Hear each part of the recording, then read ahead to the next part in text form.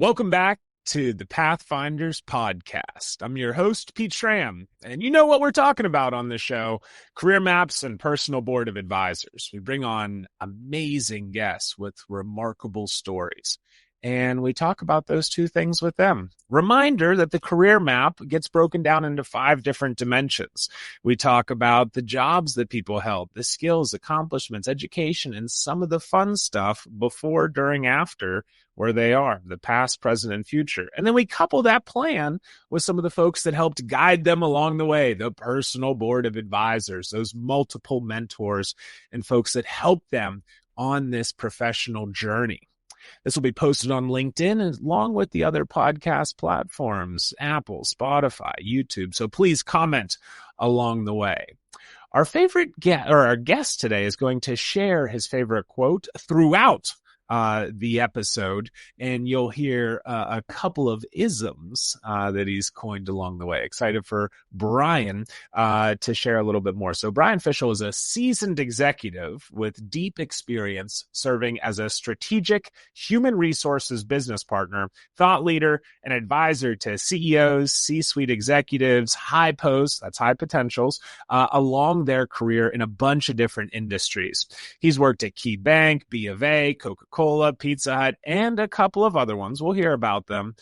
He's got expertise in C-suite and executive level succession planning, transitions, org assessment, org design, M&A, integration, alignment, assessment, coaching. He's done a lot of different things, and it's been fun meeting Brian over the past couple of months now.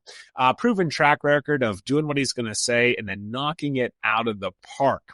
He asked me to really turn it down, so this is me turning it down, saying that Brian is a rock star. So without further ado, Brian, welcome to the Pathfinder Show. Welcome to the stage today. Thank you, Pete. I'm humbled by that opening, let me tell you. And I've been fortunate. I've been able to work with some great companies and with and for some great people from whom I've learned. And look, in next stage of my career where I'm running my own firm, and those areas you talked about, I'm just wanting to give back to other individuals my lessons of experience. So thank you for this opportunity. Of course. The way this starts off, we begin with the start. We don't begin with the end in mind. Maybe you were whenever you were just growing up. But first question, Brian, what'd you want to be when you were growing up? I have to, that's a long time ago, but I was really an athlete growing up, and I dreamed of either being an NBA player or an MLB player, neither of which obviously came to fruition, but that was my dream. And then additionally, I thought about being a doctor, a surgeon, and like many young boys back in the day, a meteorologist was of interest to me. As you can now attest, or I can attest, none of those came to be, but they were aspirational in the moment as a child. Okay. Did you study basketball or baseball or healthcare or the weather in school or along your educational journey? Actually, my undergraduate is in science. I was a biology major, so I really thought even through college I was going to be a doctor and or do something in the science field. Okay. And that was what I was going towards, including the consideration to be a science teacher and being a head coach of a high school baseball team. And who knows if that would have taken me to college level. But that what I learned while I was there, I actually applied through my corporate experiences by understanding, people, the psychology of organizations and other aspects of, analytics and data that I learned to love during school that I've applied in my roles as senior HR people, CHRO, et cetera. Yeah, so let's talk about that. During your college years, you dropped the dreams of the hardwood. You still had the baseball diamond in there, but talk to us. Once you got out of school, where'd you take your talents? So I started my career in a very small company out of New Jersey that did management training. And the company's no longer in business, but I chose them because they were small and I knew I'd learn from the owners. It was a family-run business, a husband and wife. And it taught me so much about how to show up every day, how to actually listen to clients because we were selling and creating and writing training programs for big clients, big corporations. And those all led to how to apply all that education, if you will, into the corporate world, which I loved. And I did that for an early part of my career. And I realized, hey, maybe I want to be on the other side of the desk, the people buying the training and designing the training to meet business needs real time every day. And that's how I switched from consulting early on in my career right to working for Pepsi and Pizza Hut at the time in their headquarters out of Wichita. Wow. Okay. So you went from kind of the Midwest out to the East Coast, then you're going back towards the West. Talk to us a little bit about the trainings that you were providing before you jumped into HR. What did that look like? I was so I was writing sales training. I was Yeah. writing technical training. I was writing management training. It kind of ran the gamut. But what I learned was how to create experiences for people as they were learning Yeah. that were energizing and exciting and interactive versus just static. And I've used that my whole career since. I think there's plenty of content out there that's great for putting us to sleep. So thank you for diversifying the learning materials. Okay, so then you said you flipped to the other side of the table. Now you're in the driver's seat. You have a little bit of a budget. Did you go back and was your first employer now a vendor to you by chance? I actually did hire them to do work, not in my first job Okay. with Pizza Hut, but in my second corporate assignment, which was at Coca-Cola at the time. Okay. Um, but Pizza Hut was fantastic. I worked in their regional office to professionalize the training function beyond just teaching people how to serve product, how to make product, etc. That was part of my remit, but then it was also how to help managers learn how to communicate better with their employees and lead teams inside the restaurants to be more productive and more effective as a store manager. So a lot of my work was on that, and clearly I did a good job because I got promoted into running then what I call executive development. Don't ask me the title back then, but it basically created a Pizza Hut University, which brought Whoa. all the sales leaders, the regional sales leaders, the district sales leaders into corporate and basically taught them for a week at a time around how to drive better productivity out of the stores, how to treat and manage your customers and your employees differently and more efficiently, et cetera. And, that was fun because it was case driven, work. It was experiential learning. It was all the things I went to school to learn really in application. And we ran that for a year at Pizza Hut. Okay, gotcha. So before we keep going on the already successful people career, talk to us a little bit more about, Pepsi and Pizza Hut. Did you have any favorite things that you would drink or eat along the way? You got to have some secrets there. Uh, Off the, menu items, maybe. the secret, no, actually, what was really fun, though?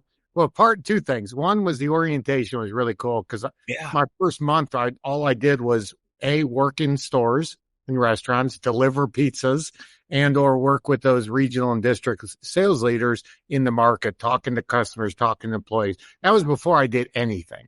And I Okay. really appreciate that because it really gave me a flavor of the culture and so forth. But one of my favorite things to your question was when I went and moved from Atlanta with them into their corporate office to run that management program I mentioned.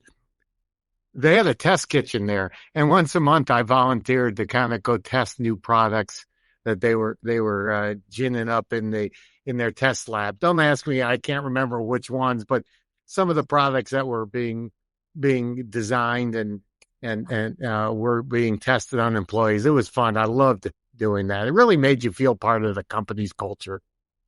That is really, really cool. I'd volunteer for Test Kitchen. Some of my friends actually work for quite a large, I guess over 150 stores now, pizza chain in the Pittsburgh area. And I've been able to, see their test kitchen. So it's pretty, and test some of the items that have come out of there. So really, really cool on that front. Brian, before we go into the next step on your career map, talk to us about some of the guides you had at this point, right? You might have started to build out a little bit of your personal board of advisors at this point in time, but as you're going from job one to job two, moving geographically, were there a couple of folks that were providing a little bit of insight and guidance to you? Oh, without a doubt. And thank you for asking that question because the personal board of directors is something I know you use, something I've used in my own career and talked to other people with or about, I should say. And so early in my career, to get to the first job, the person I really relied on to bounce ideas off and talk to was my graduate school advisor, program advisor. Tom, I think it was Tom Cott. I might have the last name wrong, but I still remember. And, he was the one that said, hey, if you don't want to go into administration in high school or into high school, have you ever thought about adult education and corporate learning? I had no idea what he was talking about. Yeah, that's how I ended up in this program. He then provided me some guidance for picking that first company, that small little mom and pop owned and run training company, which was fantastic. And then when I moved to the second job, I really moved on my own. I didn't have any person I relied on. But once I was there, as you can imagine, I made some faux pas. And so the people that taught me, corporate culture and etiquette at scale were people like my first boss there, Laura Hayden. Again, I don't know how these names just pop in, but it tells you how memorable these people were and how impactful they were to me. Her guidance was how to deal with corporate politics, how to have the etiquette and the without losing your edge. Phenomenal person, and I relied on her for my entire time there. And then when I went to corporate, she was in the field. When I went to corporate, I relied on the gentleman named Jack Landers, who I still talk to this day, who really taught me how to navigate and operate in the corporate office world. And he was invaluable to my experience and success there. And, he was both a guide, but he was also a sounding board I trusted. Yeah. And each of these different individuals, whether it was the guidance counselor or it was Tom or it was Laura or it was Jack, how did you reach out to them and initially build that relationship? Or did they just come to you, knock on your door and say, hey, Brian, please let me help you? Well, in the case of my boss, Laura, I think it was a combination. She and I had a good rapport through the interview process, and we had the trust already built. But the initial few faux pas I did, she came to me and knocked on the door and said, hey, let me give you some counsel and advice. And it was incredibly helpful and, eye-opening. I was all of 24 years old, maybe, and I was leading a team of 12 people at the time. So, it was all new to me. And, a lot of the lessons learned are things that, I have not just lived by, but also imparted on, hopefully on others along the way. And then Jack and I were just peers and colleagues working on the same outcome, but he had so much more tenure and perspective that, I really valued and respected, and he was kind enough to share it with me. Nice. So you shared an interesting piece there about learning from some of the past opportunities. And it was important that you built that trust, rapport, respect, psychological safety, so that whenever somebody come in and said, hey, can I give you a little bit of feedback? Or maybe they didn't ask, they just said, here's some feedback, get ready for it. I think that's an important piece that we don't always take time to do in these mentoring conversations and mentoring relationships, even with your grad advisor, right? In order for him to be able to say, hey, here's a couple of things for you to potentially look at, you somehow had to share what your interests were. So it's a reminder to all those mentees out there, hey, build that trust, build respect, talk about just who you are And that's why the career map's such a valuable resource to start to piece together where you want to go. And then just having that base asset is so valuable for those mentors that you're going to connect with and the different conversations over time. So thanks for that one, Brian. Let's keep going. So at some point you left the umbrella, right? No more Pepsi, no more Pizza Hut. Where'd you go? I went to Coca-Cola. And yes, before you ask, I drink only Coca-Cola products to this date. I have incredible brand loyalty to the Coca-Cola company. Who is it? Warren Buffett too, right? He's a Coke guy as well. He's a huge shareholder. He may be still the largest shareholder of Coca-Cola. I left Pepsi, which I think is important as on this career journey. And I started to hone in on, okay, I think I'm pretty good at training and development and design and delivery, but I really wanted to get into what Pepsi called at the time, and still may, management and organizational development, which is more the strategic side of talent, the more higher order succession planning, organizational design, what I'll call higher order work, but it's all important. But they said, sorry, without a PhD, you won't be able to do that here. And my answer was, thank you. I have no desire to go back and get a PhD at this time.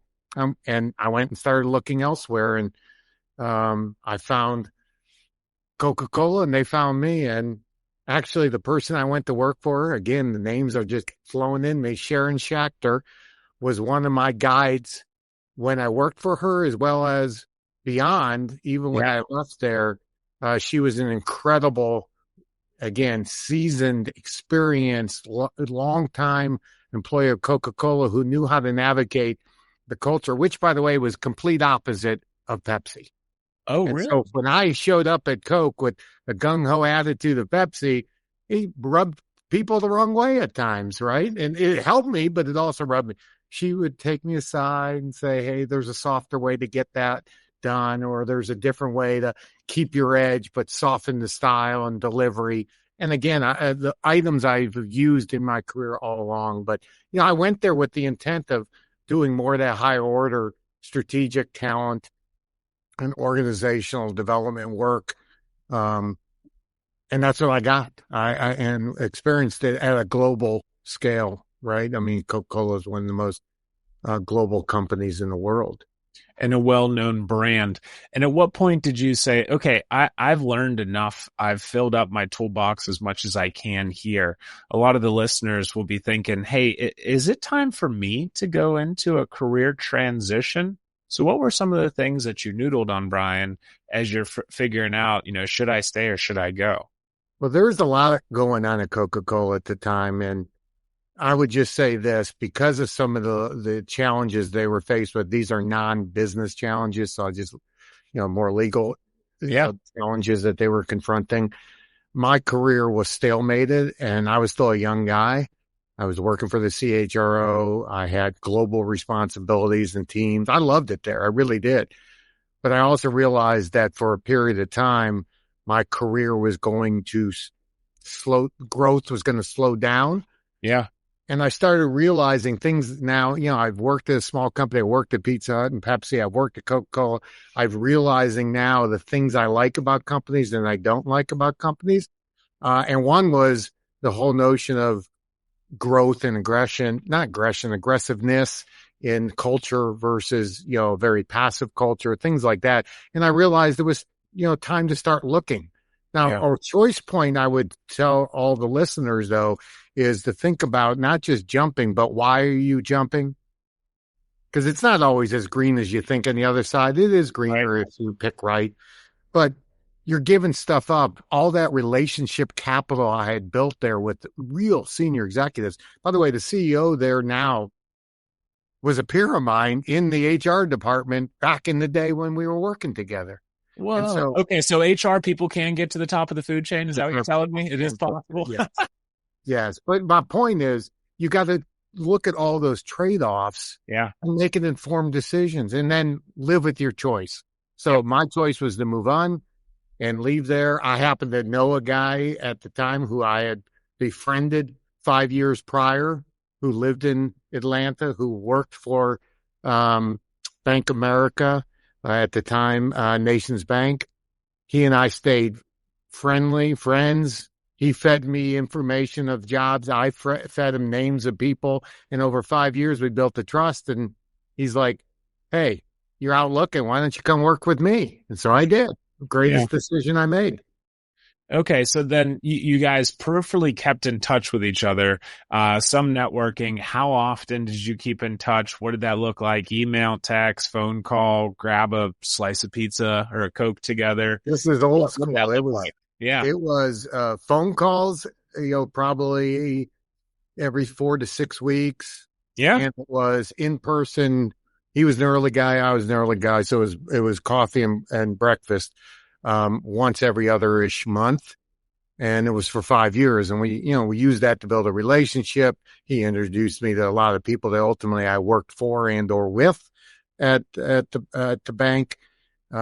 He really was the guidance for me to, he's one of those guys that helped me really understand there's a lot more potential in me than even I knew. Let's go. Let's push it. And by the way, that's how I coach and develop people today, which is, yeah, the bar is here. No, the bar is way up here. You can't see my hand there, but you get my point. Yeah. And yeah, and pushed me hard, but he was always there to pick me up and push, in a very positive way. I still talk to him regularly. He is one of those mentors that has stayed in my career. And in fact, now that I've gone out on my own, I still bounce ideas off him. I mean, that's 20 years later.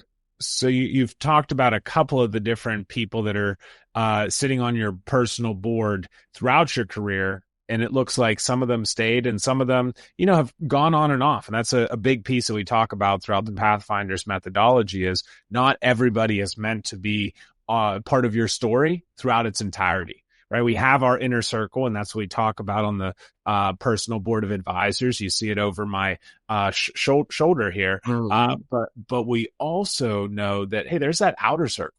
Right. And it's okay to say you were catching up with that fella every 1 to 2 months. Fine.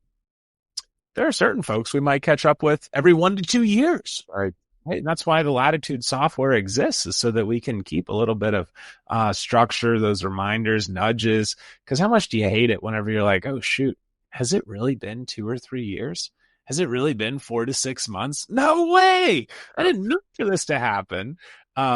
Okay, so at some point you said, now I want to be running the show. Talk to us about one of those kind of premier leadership opportunities for you where Brian's in charge. Well, I will tell you, that happened at Bank of America. So I got this guy, Jim Shanley, gave me big responsibility early on, which, by the way, is something, I think the highest potential people deserve that opportunity to learn through that stretch assignments. Yeah. But as I was halfway through my career, and it was almost 15 years there, I started to say I was doing more mid-level senior director kind of work. I wanted to work at the executive level, doing real development, leadership at scale, etc. And I was like, okay, I want to be the world's best, whatever that means. I want to be known as that. So then I said to myself, okay, what does that look like? Jim guided me a little bit, but he, this was something he asked me to do. I still have it in my files as something I go back to, which is, what does it mean or going to mean to be the world's best? Who needs to declare that, if you will, and how? And so I started identifying who those people were and how I was going to build a network with them and where I was going to show up to help them, or how then in turn they could provide me guidance and help. And they became part of that personal board of directors that I relied on for a long period of time. And it played me well. I became the head of executive and leader development for all of Bank of America. Over time. I had a relationship with the various CEOs I worked for, and it was really cool and really fun work. Nice. And then at some point you said, okay, I've done pizza. I've done the sodas and the pops and the beverages. I've gone into banking. What made you stay in banking for another bout? It's really easy. My CEO at the time at KeyBank, Beth Mooney. When I interviewed, I had all these opportunities, I'm proud to say, humbled by outside of banking. There was a retail opportunity. There was pharmaceutical opportunity. There was, and these are all Fortune, 100 or less companies. There was healthcare. And I went and met with her, and she's like, I hear you're looking at other opportunities. Yeah. And I walked through, and she goes, why don't you want to be a banker? And I said to myself, that is a fabulous question to ask me. I don't have an easy answer. Here's what I'm looking for in my next job or career. I want to have the ear of the CEO around the strategic talent agenda. I want to help them build a culture that's going to help them grow the organization in ways that are sustainable. She's like, well, come work here then, because that's exactly the agenda I need you to help with. Whoa. And I did. And she was true to her word, and I learned so much from her. She took immense risks on me later, as promoted me to be Chief Human Resources Officer for her, but then also help her and the company end to end manage the succession from her to the current CEO, Chris Gorman. Wow. Congratulations, Brian. Before we get into a little bit of what you're doing now, talk to us a little bit about, some of what we chatted about in our previous conversations, you and I. The value that you see whenever an organization can roll out and implement this methodology of personal board of advisors and a career map, right? Whenever we're sharing that and we're giving that to our people, at our company, where do you see the value to the organization with that kind of a paradigm in place?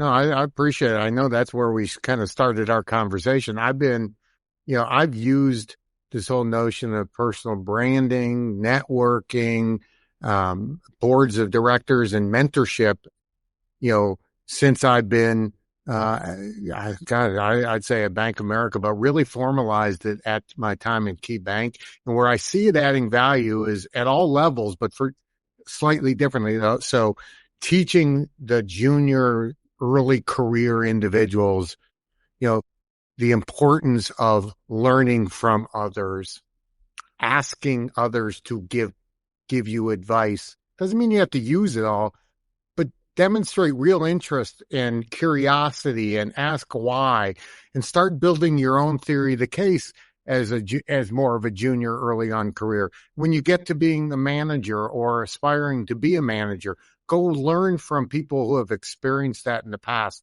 the positives and negatives.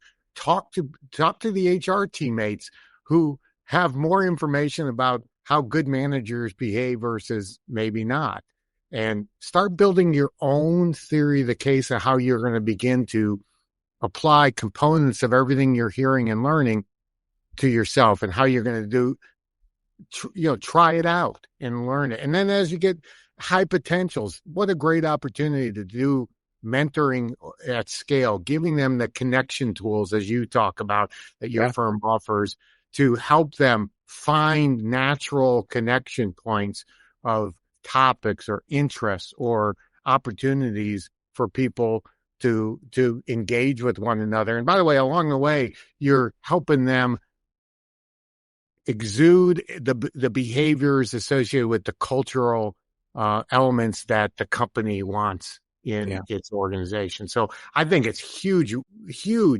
lever to pull at all levels of organizations. But before, Brian, you talk about what Braintree's up to, can you give us a couple of the other Fishelisms? So over the years, I've learned from all the people I mentioned and then some. And I've cast a very broad net in my own network, and I rely on them today. But along the way, I've learned a few, as you call them, Fishelisms. I call them Fishelisms. And I share these with people that work for me or work with me, because the more transparent you could be about how you like to work, the more transparent those people are going to be in how they want to work. And next thing you know, you're figuring out how to work really well and efficient together. Wild concept, right? I'm straight Yeah. with you. You're straight with me. It's just okay. Drop. So here's a couple. So you could Please. stop me at any time. So number one, I've learned speed is critical to success, but speeding can be dangerous. Don't be reckless in moving quickly. But when you're ready to move, do so. It's easier to ask for forgiveness than permission. Be careful, obviously. Don't risk the company, but speed is critical to success and to getting to the market. It's an item that the business leaders all care about. Two, a real differentiator. This isn't a isms, but a world according to Brian is curiosity matters.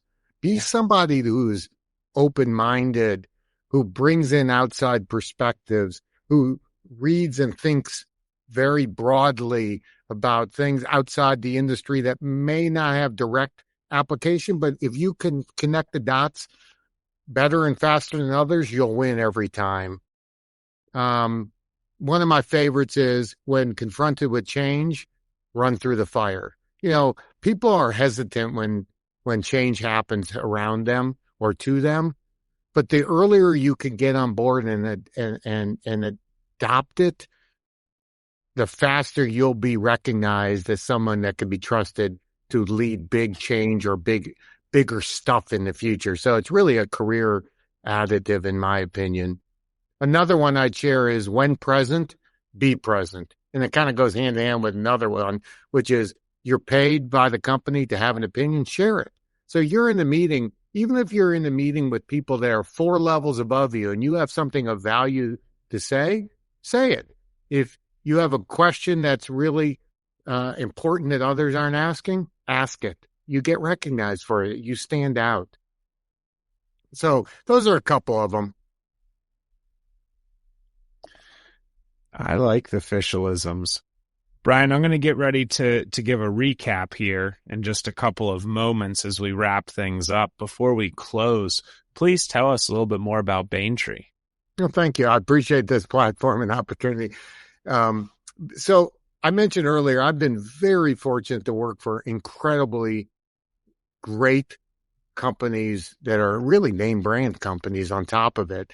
Additionally, I've learned from, I've worked with, I've hired some of the world's, and I mean the world's best at strategy, leadership, marketing, etc.